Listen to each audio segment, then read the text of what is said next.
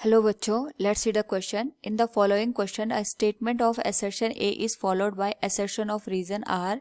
First, if both assertion and reason are true and the reason is the correct explanation of the assertion, then mark first. If both assertion and reason are true but reason is not the correct explanation of the assertion, then mark 2. Third, if assertion is true statement but reason is false, then mark 3. And fourth, if both assertion and reason are false statement, then mark 4. Here assertion is iron is more elastic than copper, and reason under a given deforming force iron is deformed less than copper. Now to answer this question, first we will discuss here the key concept, and here the key concept is elasticity.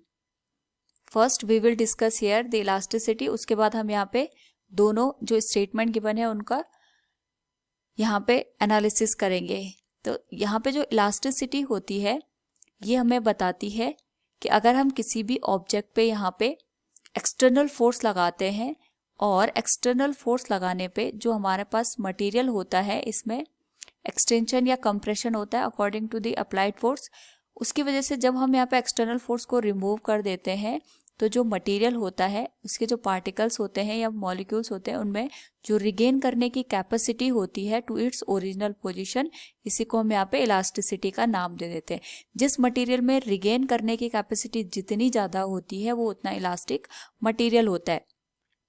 तो अगर हम यहाँ पे बात करें iron और हमारे पास जो कॉपर है, तो हम यहाँ पे देखते हैं कि जो आयरन है वो मोर इलास्टिक होता है देन दी कॉपर।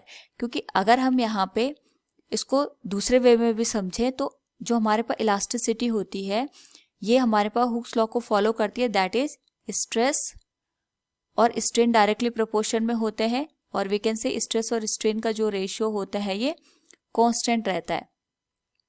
तो अगर हम यहाँ पे सेम स्ट्रेस अप्लाई करके कॉपर और आयरन को कंपेयर करें तो हम देखते हैं कि जो यहाँ पे डिफॉर्मेशन होता है इन आयरन एंड कॉपर वो हमारे पास यहाँ पे आयरन में कम होता है। यानी अगर हम यहाँ पे आयरन का मटेरियल लें और कॉपर का मटेरियल लें, उस केस में अगर हम दोनों पे यहाँ पे सेम फोर्स अप्लाई करें तो जो हमारे पास आयरन होता है उसके मॉलिक्यूल में ज़्यादा कैपेसिटी होती है as compare to the copper के अपनी पोजिशन को रिगेन करने के।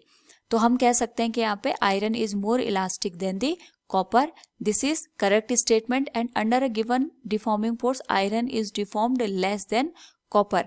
तो यहाँ पे हमारे पास जो रेशियो होता है ये कांस्टेंट है।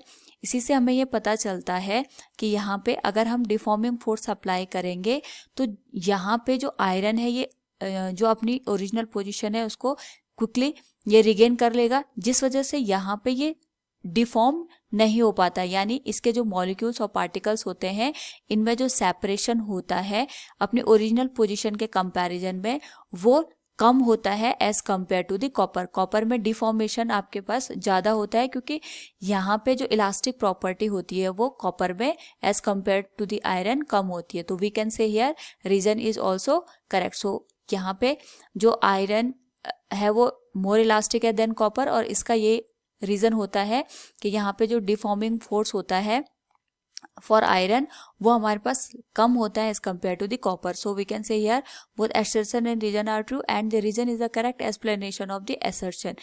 Option first will be the correct answer. Hope all you understood it. Thank you and best of luck.